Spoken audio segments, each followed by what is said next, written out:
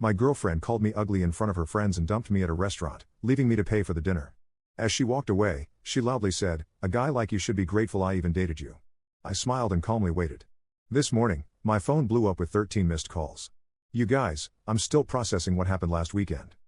I keep replaying it in my head and wondering if I somehow imagined the whole thing. But nope.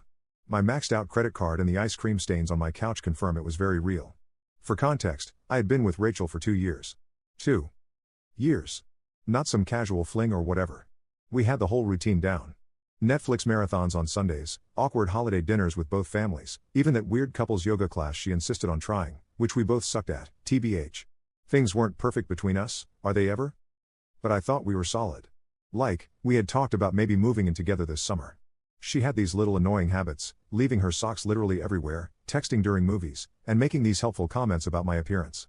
Stuff like, "That shirt makes your arms look bigger," or "Have you thought about trying a different hairstyle?"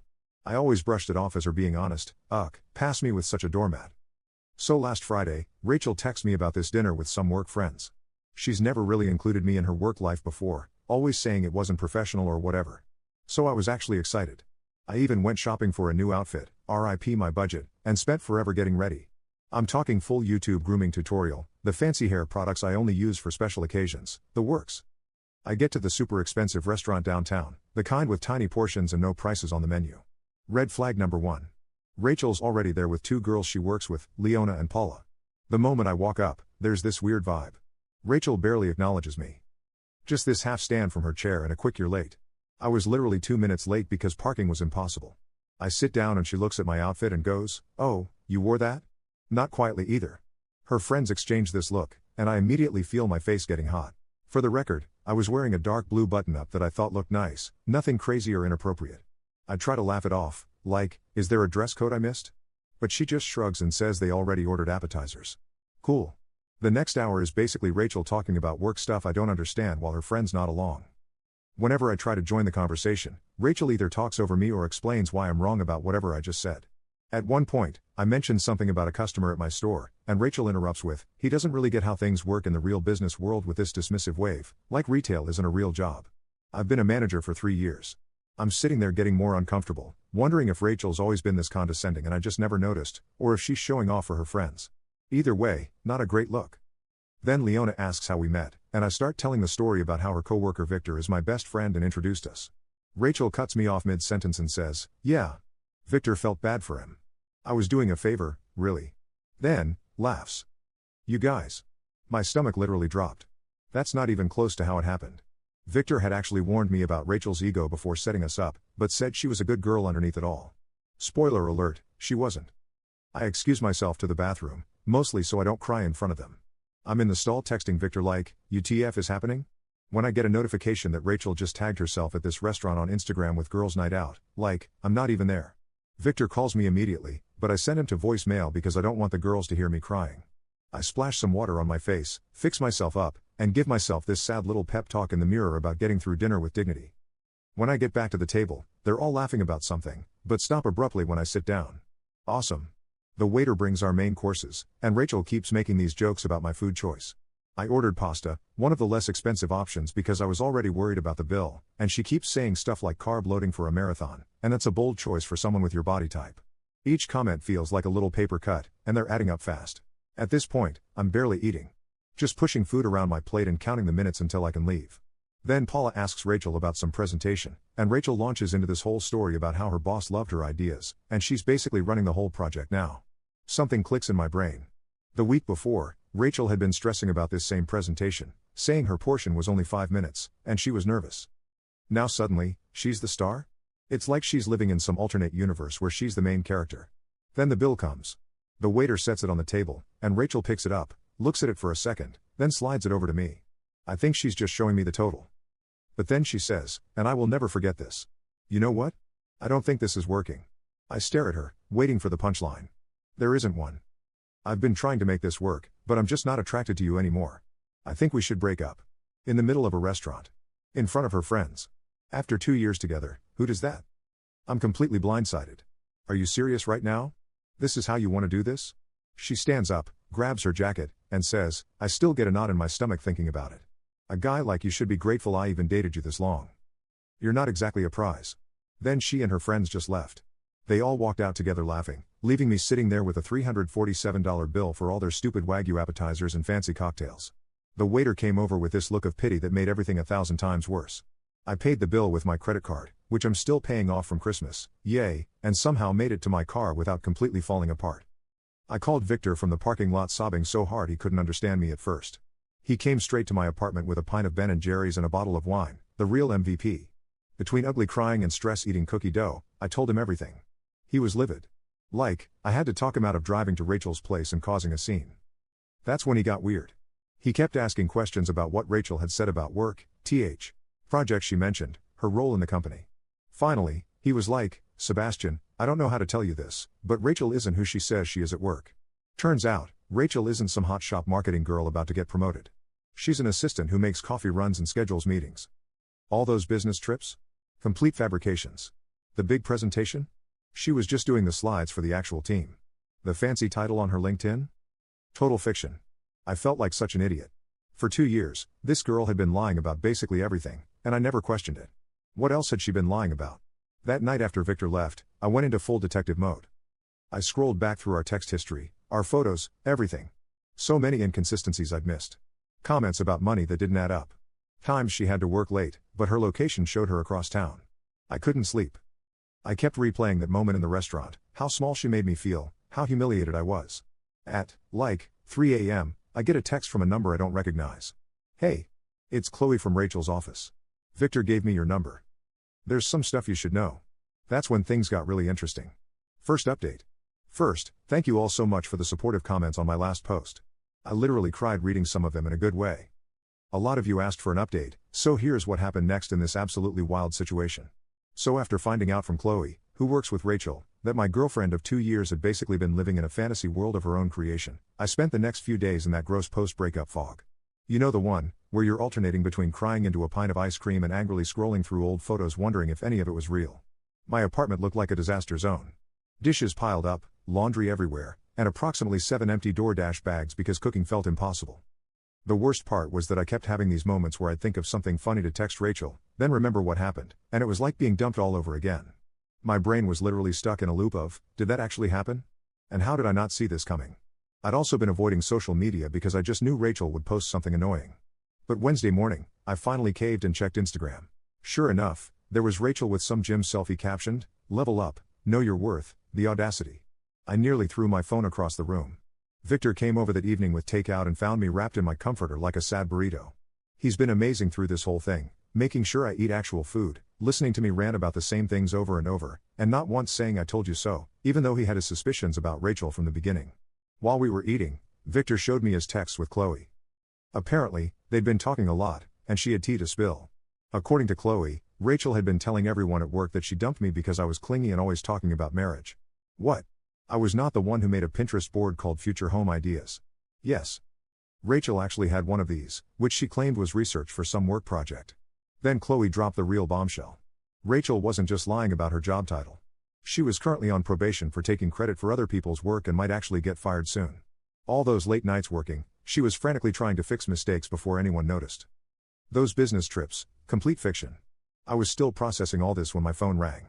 It was Tom, Rachel's dad. I almost didn't answer, awkward, but figured I should be an adult about this. Tom has always been super sweet to me. Remembers my birthday and actually asks questions about my life, kind of sweet. He sounded concerned and asked if everything was okay between me and Rachel. Apparently, she told her family we had a little fight, but everything was fine. A little fight? The woman publicly humiliated me, dumped me in front of her friends, and stuck me with a massive bill. I tried to keep it vague, saying we were taking some space because I didn't want to put him in the middle. Then he mentioned Rachel's birthday dinner on Saturday and how the whole family was looking forward to seeing me there. You guys. I nearly choked on my lemonade. Rachel had told her family we were still together and that I was coming to her birthday dinner. The dinner was at her parents' house, and apparently, she'd told them we had big news to share. After hanging up, I sat there in shock while Victor looked at me like I'd grown a second head. He was like, is she delusional or just a pathological liar? Honestly, I was wondering the same thing. That's when we came up with a plan. I wasn't going to just ghost her family. They'd always been kind to me, and they deserved to know what kind of person Rachel really was. But I also wasn't going to cause a scene or be vindictive. I would simply attend the dinner as invited and let the truth come out naturally. The next day, Chloe met me for coffee, Slightly awkward since we'd only met through Rachel, but she turned out to be really chill. She confirmed everything and added even more details about Rachel's work lies. The team Rachel claimed to lead was actually just her and 2 interns. The big presentation she was in charge of last month? She was just operating the slideshow while her boss presented. Chloe seemed genuinely upset on my behalf, saying she'd always thought Rachel's stories about me seemed off. Apparently, Rachel would come to work complaining that I was high maintenance, when in reality, I was paying for most of our dates toward the end because Rachel claimed to be between paychecks, which I now realized probably meant she was terrible with money. Midway through our conversation, Chloe got a text from their boss asking if she could come in Saturday evening to help with some emergency project. Chloe was bummed because she'd had plans, but then I had an idea. What if Chloe needed to drop something off at Rachel's parents' house during the birthday dinner? The timing would be perfect. As we were figuring out the details, my phone buzzed with a text from Rachel, first one since the restaurant disaster. It just said, "We need to talk about what happened." I might have overreacted. Might have? I showed Chloe, and she nearly spit out her coffee. Overreacted is when you get annoyed about someone being late, not when you publicly humiliate your boyfriend of 2 years and stick him with a $300 bill. I didn't respond. Let her sweat. The next 2 days were a blur of preparation. I wasn't going to this dinner unprepared. I dug through old texts, finding all the lies, dates when she claimed to be at work conferences that didn't exist, stories about coworkers that Chloe confirmed were fabricated, even photos Rachel had posted of herself at work events that were actually just downloaded from the company website. Friday night, Victor came over to help me pick an outfit. Not gonna lie, part of me wanted to show up looking amazing just to spite her, but we decided the best approach was to look nice, but not like I was trying too hard. We settled on a simple black button-down that Rachel once said made me look average, which now I realize was her weird neg attempt because I got compliments whenever I wore it. I barely slept Friday night. What if this backfired? What if her family took her side? What if I froze up and couldn't go through with it? By Saturday morning, I had chewed my nails down to nothing and gone through about 17 different around noon. Rachel texted again, "Looking forward to seeing you tonight. Where's something nice?" My parents are excited. I didn't respond to that either. Let her think whatever she wanted. I spent the afternoon getting ready with a weird mix of dread and anticipation. Victor helped me with my hair and gave me a pep talk when I started to lose my nerve. At 5:30, I got in my car and headed to her parents' house. I had to pull over once because my hands were shaking too much to drive safely. I sat there for a minute, doing those breathing exercises from that meditation app I downloaded months ago, but never actually used. What was I doing? Was this crazy? Maybe I should just block Rachel on everything and move on with my life like a normal person? But then I thought about her sitting there at her birthday dinner, probably telling everyone some fake version of our relationship, maybe even making herself the victim somehow, and my resolve hardened. I pulled up to her parents' house at 6:15, fashionably late, which I knew would annoy Rachel. There were several cars already in the driveway. Looked like the whole family was there. I checked myself in the rearview mirror, took one last deep breath, and walked to the door. Rachel's mom opened it with a big smile and a hug, ushering me inside. The house smelled like Tom's famous pot roast, and for a second, I felt a pang of sadness. I genuinely liked Rachel's family, and this would probably be the last time I'd see them. I rounded the corner into the living room, and there was Rachel, drink in hand, mid-laugh at something her cousin said. She froze when she saw me, clearly not expecting me to actually show up despite what she'd told her family. The look on her face was, well, priceless tbh. For a split second, panic flashed across her features before she composed herself and came over with this fake smile. She gave me a stiff hug and whispered, "You actually came. We need to talk privately." I just smiled and said loud enough for everyone to hear that I wouldn't miss her birthday for anything, especially since she'd been telling everyone we had big news to share. The color drained from her face. Tom clapped his hands excitedly and asked if this was what he thought it was. Rachel's brother gave me a knowing look. Her mom started joking about finally getting grandkids. Rachel gripped my elbow a little too tight and tried to steer me toward the hallway, but her dad called out that dinner was ready, and everyone needed to sit down. As we all took our seats around the dining table, with Rachel nervously watching my every move, my phone buzzed with a text from Chloe. On my way. 15 minutes out. Rachel leaned over and hissed, "What are you doing here?" I thought after the restaurant. I just smiled sweetly and said loud enough for everyone to hear. "Oh, I wouldn't miss the chance to tell your family about what happened at that restaurant, Rachel. I'm sure they'd love to hear that story." The look of absolute panic on her face as her dad started bringing out the food? Worth every second of anxiety it took to get there. Game on. Second update. I'm finally ready to share what happened at Rachel's birthday dinner. Sorry for the delay. I needed a mental health day after all this drama. Plus, my Wi-Fi has been acting up because my neighbor borrowed my password and apparently downloaded the entire internet. Where did we leave off? Right. Me sitting at the dinner table with Rachel's family while she panicked about what I might say. So there I was, surrounded by Rachel's family. Her parents Tom and Ruth, her brother Kyle, her grandpa, and 2 cousins whose names I always mix up. The table was loaded with Tom's famous pot roast, those buttery mashed potatoes I've literally dreamed about, and a fancy salad that nobody was going to eat but everyone would pretend to appreciate. The first 20 minutes were straight up awkward. Rachel kept trying to control the conversation while shooting me these warning glances.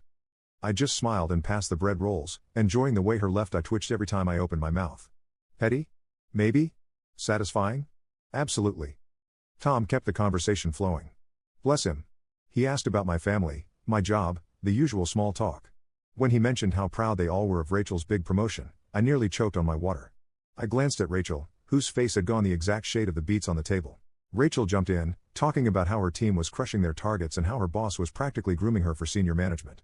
I just nodded along, watching her dig herself deeper with each word. Ruth, who's always been the quiet type, suddenly asked Rachel about the Johnson account. Apparently, Rachel had been telling her mom about some huge deal she was supposedly leading. Rachel's answer was so vague, it could have been a horoscope. Something about strategic pivots and leveraging core competencies that literally meant nothing. Her brother Kyle caught my eye across the table. He's always been the skeptical one in the family, the type to Google facts during arguments and call people out on their BS. He raised an eyebrow at me like, is she for real right now?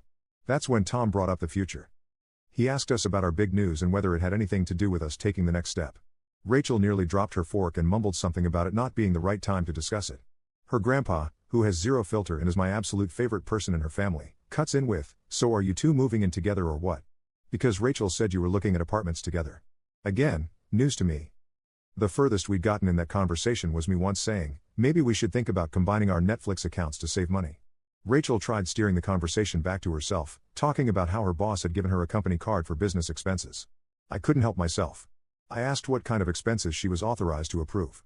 She stammered something about client dinners and team outings. That's when I casually mentioned, oh, speaking of dinners, Rachel took me to this amazing restaurant last week. What was it called again, honey? The one where you met up with Leona and Paula? The color drained from her face faster than my phone battery on TikTok. Seriously, my phone can't handle more than 20 minutes of scrolling before dying. Anyone else? Before she could respond, the doorbell rang. Perfect timing. Tom went to answer it, and I heard his delighted, "Oh, Chloe." What a surprise. Rachel looked like she might actually pass out. Chloe walked in with a folder, all professional, in her button-up shirt. She apologized for interrupting the birthday dinner, but said she had some work documents Rachel needed to sign urgently for Monday morning. Tom, being the perfect host, immediately invited her to join us for cake later. Rachel tried to usher Chloe toward the front door, but Ruth insisted they could handle work stuff right there at the table since we're all family here. Chloe sat down in the empty chair beside me, which I'd strategically saved NGL. Rachel was gripping her fork so hard I thought it might bend. That's when Ruth asked Chloe how the big presentation went, the one Rachel had apparently been leading. Chloe looked confused for a second before catching on. She glanced at me then at Rachel, and I could see her making a decision. Chloe said the presentation went well but clarified that their boss had delivered it, with Rachel and the team providing support. Ruth looked confused and said that wasn't how Rachel had described it. I jumped in because I'm messy like that and asked Chloe about Rachel's promotion. Poor Chloe looked so uncomfortable. Caught between loyalty to a coworker and not wanting to lie to an entire family, she fidgeted with her napkin and said something vague about company restructuring. Rachel interrupted with his fake laugh and tried changing the subject to sports or whatever, but her brother wasn't having it. He asked Chloe point blank what Rachel's current title was. The silence that followed was like that moment when you drop something in a public bathroom. Everyone hears it. No one wants to acknowledge it. Chloe looked at Rachel, who was silently pleading with her eyes, then at me. I nodded slightly. She cleared her throat and said that Rachel was an administrative assistant in the marketing department. The silence. Ruth put down her fork slowly. Her grandpa made this little hump sound. Kyle muttered something that sounded suspiciously like, I knew it. Rachel immediately went into damage control mode, saying Chloe was confused, that she had multiple roles, that it was complicated. But the dam had broken. Her family started asking specific questions that she couldn't weasel out of. When did you get promoted? She hadn't. Why did you say you had a team? She didn't. What about that corner office you mentioned? Also fictional. With each question, Rachel's stories unraveled more. She kept looking at me like this was somehow my fault, which just made me more determined to let everything come out. Tom, bless his heart, tried to smooth things over. He suggested we all have some cake and talk about happier things. As he went to the kitchen to get it, Kyle asked me directly about the restaurant I'd mentioned earlier. This was my moment. I took a deep breath and told them everything. How Rachel had invited me to meet her friends, how she'd belittled me throughout dinner, how she dumped me in front of everyone and walked out, leaving me with a $347 bill I could barely afford. Rachel tried interrupting several times, but her mom shut her down with this look I'd never seen before. Pure disappointment. Rachel's defense, that I was exaggerating and playing victim, That I had embarrassed her in front of her colleagues by not fitting in, that leaving me with the bill was teaching me financial responsibility. Her grandpa actually snorted at that last one. Chloe, who had been quiet through most of this, finally spoke up. She confirmed my story, adding that she'd heard Rachel bragging to coworkers about how she'd put me in my place. She even pulled out her phone and showed texts from Paula, receipts, y'all, discussing what had happened. Tom came back in with the cake just as Rachel was trying to paint herself as the victim. He set it down and asked what he'd missed. No one spoke for a moment. Then Rachel's mom said, very quietly, that they needed to have a family discussion about honesty. Rachel exploded, like full-on temper tantrum.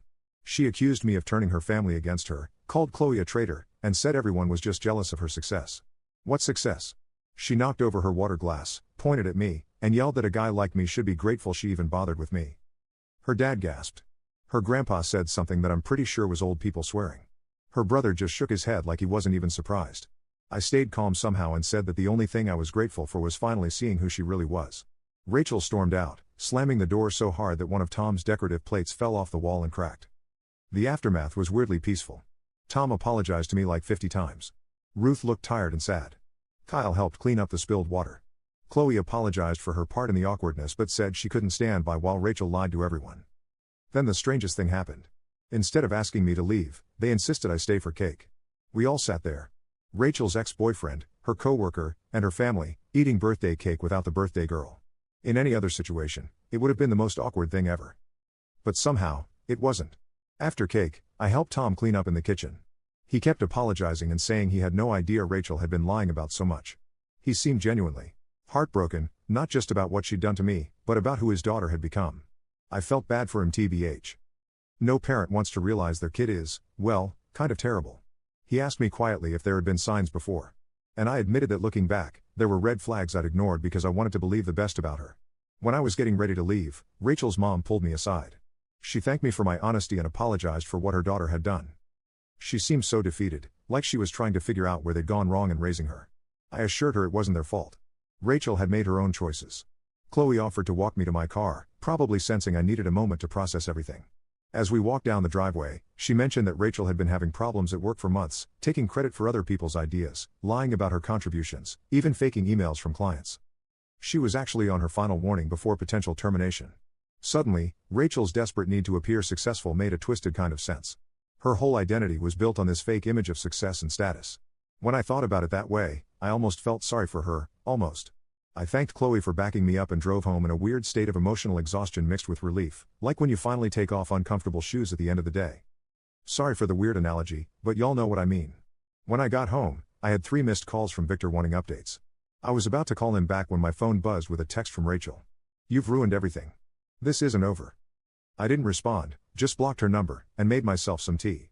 I should have been scared or upset, but honestly, I just felt tired and maybe a little proud of myself for standing up to her. I thought that was the end of it. I really did. But this morning, my phone blew up with 13 missed calls from Rachel's dad, her brother, Chloe, and several numbers I didn't recognize. Something had happened overnight. And based on the increasingly frantic voicemails, Rachel had completely lost it.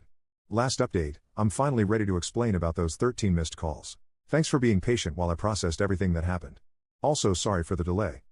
My laptop decided to do a surprise 4-hour update right when I sat down to write this. So where were we? I woke up Sunday morning after the birthday dinner disaster to find my phone blowing up with calls from Rachel's family and Chloe. At first, I legit thought someone had died or something. My stomach did that awful dropping thing as I scrolled through the notifications. 5 missed calls from Tom, 3 from Kyle, 2 from Chloe, and 3 from numbers I didn't recognize.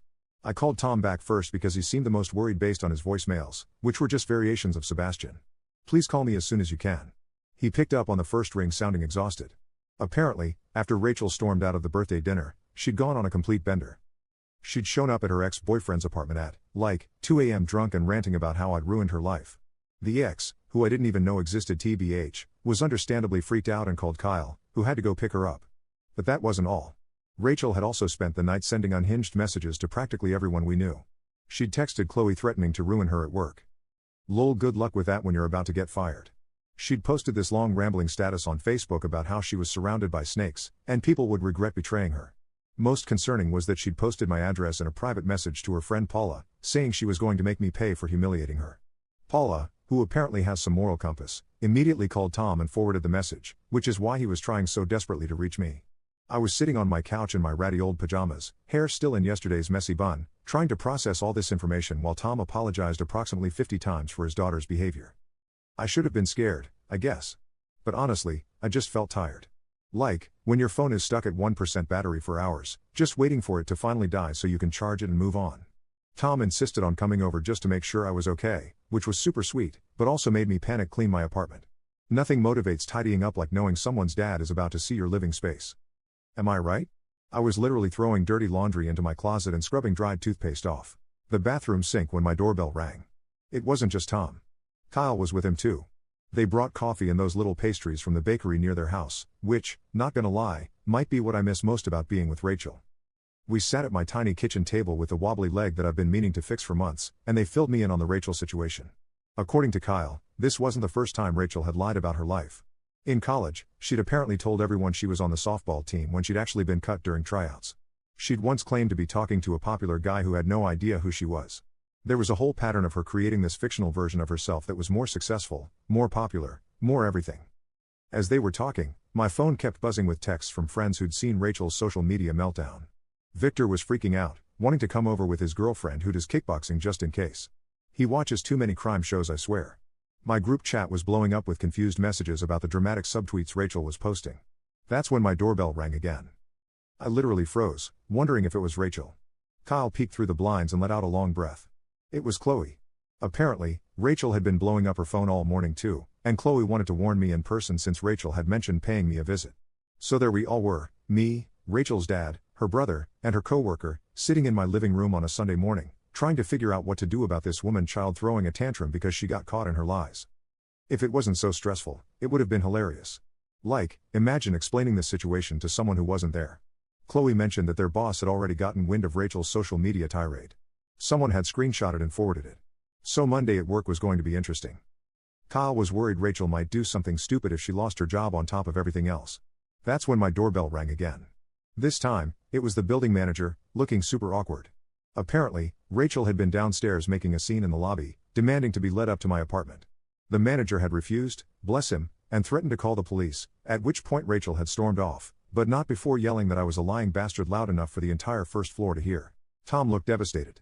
He kept apologizing and saying he didn't know where they went wrong with her. I felt terrible for him. Imagine realizing your adult daughter is basically a walking red flag. Kyle was more practical, suggesting I document everything just in case Rachel's behavior escalated. We were all sitting there trying to figure out what to do when my phone buzzed with a notification. Rachel had tagged me in an Instagram story. Against my better judgment and everyone in the room telling me not to look, I opened it. It was a photo of me from early in our relationship, sleeping on her couch with my mouth open, captioned, "Mr. Perfect who ruined my birthday isn't so perfect. A guy like you should be grateful anyone took pictures of you at all." Like, that was her big revenge? A slightly unflattering photo from 2 years ago? I actually laughed out loud, which wasn't the reaction Tom was expecting. But honestly, if that was the worst she could do, I was going to be fine. Just as we were discussing next steps, there was a loud pounding on my door. We all jumped. Then we heard Rachel's voice, slurring slightly. "I know you're in there. Open the door." Chloe immediately stood up like she was going to confront Rachel, which was sweet, but unnecessary. I was already calling the building security guard, perks of a slightly more expensive apartment building. Rachel kept pounding and yelling, and I could hear my neighbor's door open as she came out to see what the commotion was about. By the time security arrived, Rachel had moved on to kicking the door. The security guard didn't mess around. He told Rachel to leave or he'd call the police. There was some back and forth that I couldn't quite make out, then silence. The guard knocked gently and let me know Rachel had left the building but was still in the parking lot, possibly waiting. Tom was mortified. He insisted on going down to deal with his daughter himself. And honestly, I was happy to let him. He was so upset that Ruth, Rachel's mom, had to come pick them both up. The whole situation was just sad. After they left, Chloe and I sat on my couch in stunned silence for a bit. She finally broke it by asking if I had any alcohol, which felt like the appropriate response to the morning we'd had. We split a bottle of wine I'd been saving for a special occasion, and this definitely counted. By the time Chloe left, it was late afternoon, and I was emotionally exhausted. Victor came over and stayed the night just in case Rachel decided to make a return appearance. She didn't, thankfully. We ordered pizza, watched bad reality TV, and tried to process the absolute soap opera my life had become. The next few weeks were, well, an adjustment. Rachel got fired from her job after failing to show up for 3 days and sending inappropriate emails to several coworkers. She moved back in with her parents temporarily, which I only know because Kyle and I have kept in touch. He's actually pretty cool. We get coffee sometimes. Rachel tried to contact me a few more times, leaving voicemails that ranged from angry to tearful to weirdly nostalgic. I saved them all just in case, but never responded. She created a few fake Instagram accounts to message me, but they were so obviously her, who else would write "you're making a big mistake with that spelling error," that I just blocked them instantly. The weirdest part was running into her at Target about a month later. I was in the home section looking at shower curtains, and suddenly there she was, holding a pack of socks and looking like she hadn't slept in days. We made eye contact, and for a second, I thought she might cause a scene. Instead, she just turned around and walked away, leaving her shopping basket right there in the aisle. That was 3 months ago now. Rachel eventually moved to her aunt's place in another state, according to Tom, who still sends me holiday cards, which is sweet, but awkward. Her social media has gone suspiciously quiet. Kyle thinks her parents finally cut her off financially until she gets therapy. As for me, I'm doing pretty good, actually. My apartment finally feels like mine again now that I've rearranged the furniture and replaced the stuff that reminded me of Rachel. The strangest outcome of all this might be my unexpected friendship with Chloe. We're not dating or anything, though Victor keeps trying to make that happen. But we grab lunch sometimes and text out stupid TikTok videos. It's nice having someone who witnessed the whole Rachel saga and understands why I now have trust issues the size of Texas. Looking back at everything, I'm not angry anymore. Well, not just angry. I'm also weirdly grateful. Not for dating Rachel. Definitely not that. But for finding out who she really was before things went further. Imagine if I'd moved in with her or something? Shudder.